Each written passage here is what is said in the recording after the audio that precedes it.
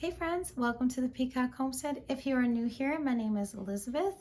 And quick intro, my husband and I, we live on a little homestead up in the Northeast in the North Country.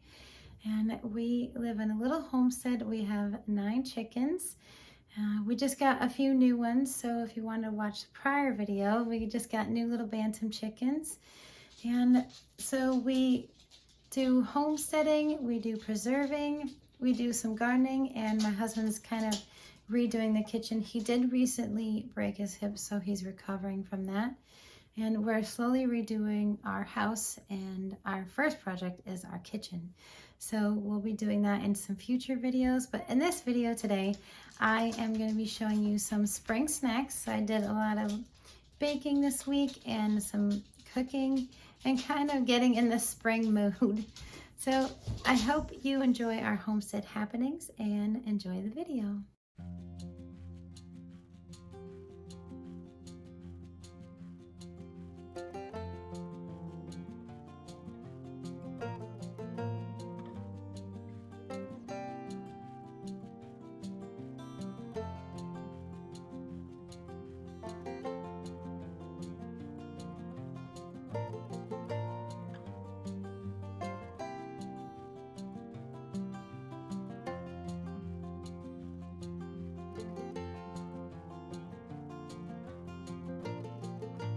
On this beautiful spring snowy day, we had a little bit of snow that morning, but I'm so glad it didn't stick.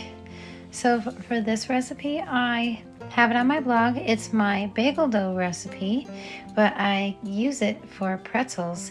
So I'm just rolling out the dough. I portion it out into 8 pieces, and then I kind of rolled out the dough into really long strings. And then I did a little twisty pretzel knot, and then I'm going to let these sit for 15 to 20 minutes just to rest. Then I'm going to get a pot of water boiling on the stove with a teaspoon of baking soda and a teaspoon of sugar. And you do it just like you do the bagels. You pop them in and you boil them for 30 seconds on each side. And you pop them right out and you bake them at 425 degrees Fahrenheit for 20 to 25 minutes. The next step I was going to take is I was going to get these all boiled up, and I'm going to sprinkle some coarse sea salt on top and then bake them for 20 to 25 minutes. And the salt is so good on this. It is nice and crunchy on the outside, a little bit of salt, and on the inside is super soft. These are a perfect spring snack, I think, because you can pop them in the microwave for 30 seconds coming out of the freezer, and that's super convenient.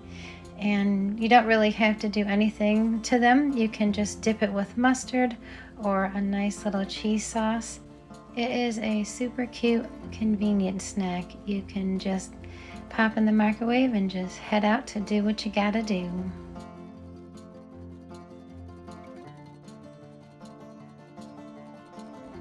My next snack is a sweetbread. It's my Homestead apple banana bread, a spin-off of my banana bread, and I'm gonna have the recipe in my blog. And they turned out beautiful. So I put one in the freezer, and then I cut these up into little slices and wrap them individually. And it is a perfect snack for on the go when you're just heading out to the garden or to work or anything. And it turned out so wonderful. It made the house smell divine, and it tastes delicious too. I've also made this recipe into muffins, which makes it even more convenient. The wonderful thing about this recipe, this quick and easy sweetbread recipe, is that I just use the ingredients that I had in my pantry, like my home canned applesauce. And that's why I love canning and preserving and doing all the things. Because in the long run, your hard work will pay off. It will save you money and trips to the grocery store. I still have a ton of applesauce and apple butter left from the fall. But I will find different ways to use them. And for dinner, we are making a chicken broccoli casserole. Right here, I'm making a roux. I have a stick of butter and an onion and some salt and pepper. and I'm gonna get that all sauteed up, and then I'm gonna add some flour for thickening, and this what makes a beautiful roux and thickens any kind of broth you have. If you want to use beef stock or chicken stock or even just water, that would be fine, and just add a few spices, and that makes a really delicious roux. I'm going to be adding some chicken stock and some heavy cream, and this is the beginning to a beautiful sauce for our casserole. I am going to add a few other things. I think I'm going to add a cream of chicken soup, so I got that out of the pantry, and I'm just going to add that whole thing, and that's going to make it have more flavors, more layers of flavor, and it's also going to help thicken it up. We'll get everything all incorporated. I'm going to probably add some chicken bouillon spice as well, just to add more flavor, because I do try it as I go, and it needed a little bit more chicken flavor. We like it spicy here, so I'm just adding about a tablespoon of that. And it's salty, so just add a little bit at a time and test it, just in case, because you can't really take it out once it's added in. I got my broccoli here, and we're gonna mix it all together. And the noodles that I have going are the noodles that I had made in a couple videos ago. I had made homemade pasta, so I'm gonna be adding that. And I had a box of fettuccine that was open and half was gone, so I'm just adding those two different noodles to the casserole, and that will be fine. I cooked these for about 5-10 minutes, and then I mixed everything together, and I'm going to put this in my greased baking dish, and I have shredded a whole block, an 8-ounce block of Colby cheese, and this is going to be so amazing. I can't wait to show you this when I dish it out. I baked the casserole for about 40 minutes and 350 degrees. And this is what dinner looked like on this night. It was so delicious. I'll be making this again. I love broccoli and chicken together, and especially with cheese on top. It was amazing. Also, we had tons of leftovers, so I put the rest in the freezer and we'll take it out on our convenience. And I just want to show you our garlic is finally popping. That is so amazing. I'm so glad my little seeds that I saved from my other harvest worked so well. So I'm just going to keep the leaves on that just in case we have another frost. And as soon as the last frost date is over with and everything is safe, I'm going to take the leaves off, and I'm gonna pop some onion bulbs in there as well. So I'm so excited. It is such a big relief to see my garlic popping up, and hopefully we'll get some garlic scapes. So we will be hopefully getting a nice garlic harvest this fall.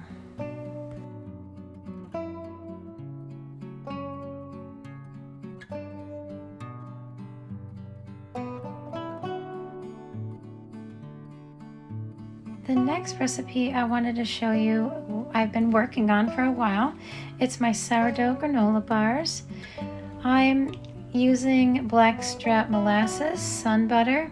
I have some quick oats here, vanilla extract, and then I have some sugar. I also have some different chocolate chips. I have white and dark ones. So I had just a mix of use whatever I had left over in my pantry. I have some butter, 4 tablespoons approximately. And then I have some salt. I usually use sea salt. And then I have my little lined baking dish. And don't forget the sourdough. So I did not feed this yet, so it looks hungry. It has a little bit of hooch on top. That's what that darker liquid is. And then I'm going to use some of this sourdough starter.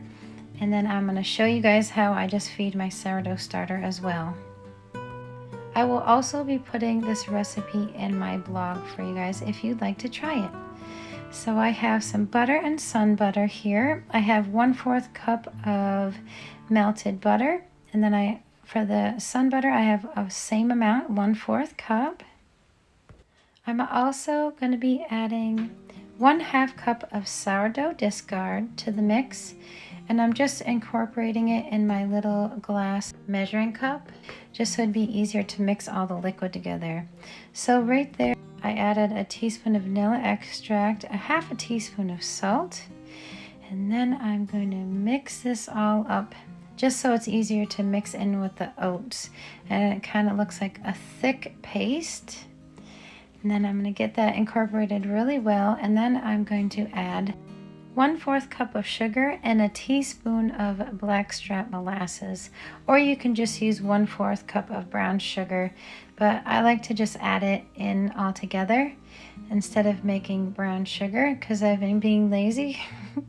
But it works pretty good for me if you just add it all in the bowl together. So that's what it looks like with the sugar and blackstrap molasses. Then I'm going to add my paste into the sugar and incorporate everything together. For the oats, you can use old-fashioned or you can use quick oats. I think that using the quick oats is just as fine as using the old-fashioned oats. It actually makes it a little more chewier, so it's easier on your teeth. Because I have really sensitive teeth, so I have to be careful when I'm biting down into popcorn or harder things. But right here I'm adding 4 cups of the quick oats. And I can't forget my chocolate chips. So I just put what I had. I had half a bag of chocolate chips, and then I had some white chips as well. So I'm just going to add that all together. And for the measurements, I just had 1 cup of chocolate chips. And I preheated my oven to 325 degrees. And I'm going to bake this for 20 to 25 minutes. I don't want to overcook it. I want it chewy and just have a nice little brown edge. So I am kind of pushing this down. It's the same as any granola bar when you're making it, or Rice Krispie treats. You kind of press it down and it makes a nice thick layer of your bars. And this is what it looks like all baked up, and I'm just gonna cut it the best I can. It's kind of warm here because I was excited to show you guys, but I have a ton of granola bars now in my freezer, and these are super convenient. I love the way these turned out, and they're healthy for you. They have sourdough in them. All of these things that I've showed you so far, the sourdough granola bars, the Homestead apple banana bread, and the pretzels, they can be stored in the freezer for 3 to 6 months, making them super convenient, and they're snacks. They'll hold you over to the next meal, and they're really good for you as well. So I just wanted to show you how I feed my sourdough starter. I'm kind of loosey-goosey with how I do mine. I keep mine in the fridge and I feed it once a week, and I use it all throughout the week for cooking different things. So I'm eyeballing how much flour. I usually do a 1-to-1 ratio. So if I add 1 cup of flour, I'm going to add 1 cup of water. But recently I've been making my sourdough starter a little bit thicker. So I'm making it a little bit thicker than, say, a waffle batter, and it works out really wonderful.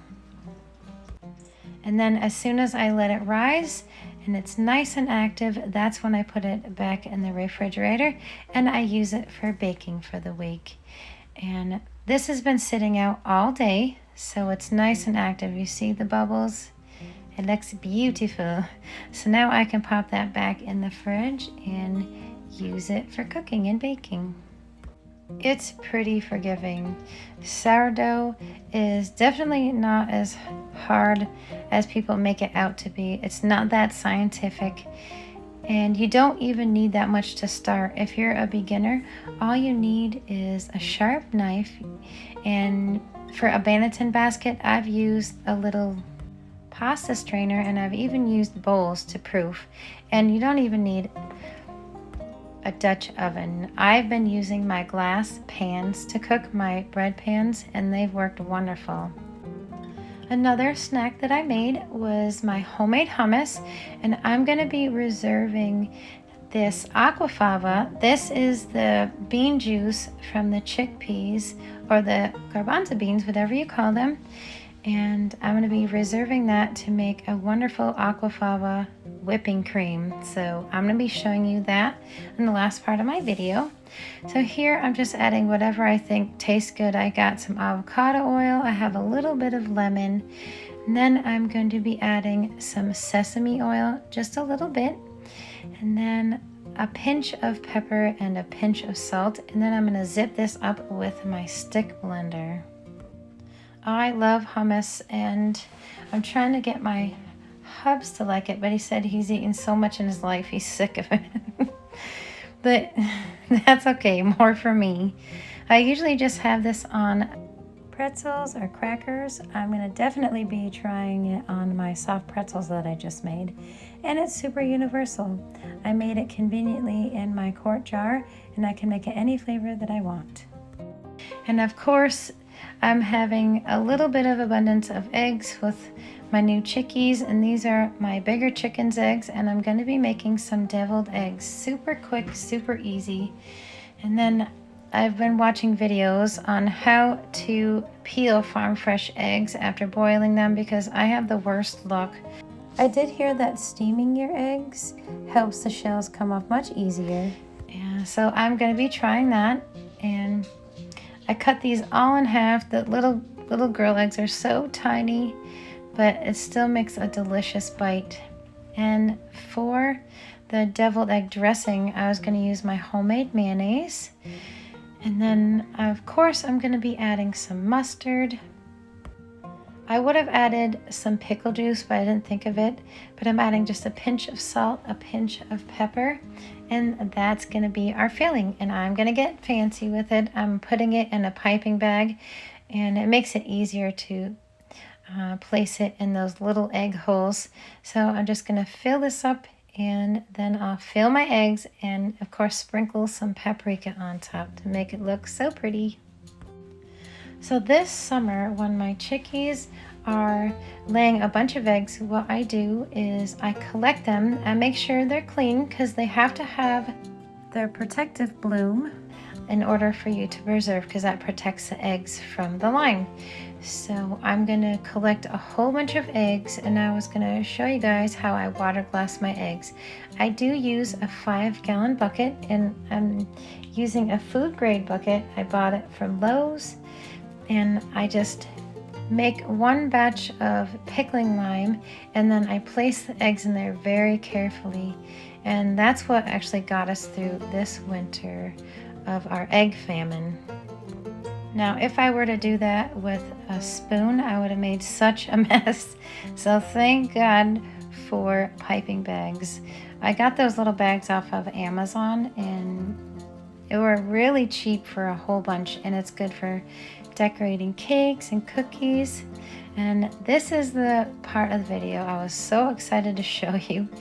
This is the aquafaba. It is the chickpea or garbanzo bean juice, and I am whipping it up, and I'm making a topping, and I'm also adding some sugar in it and a little bit of vanilla extract.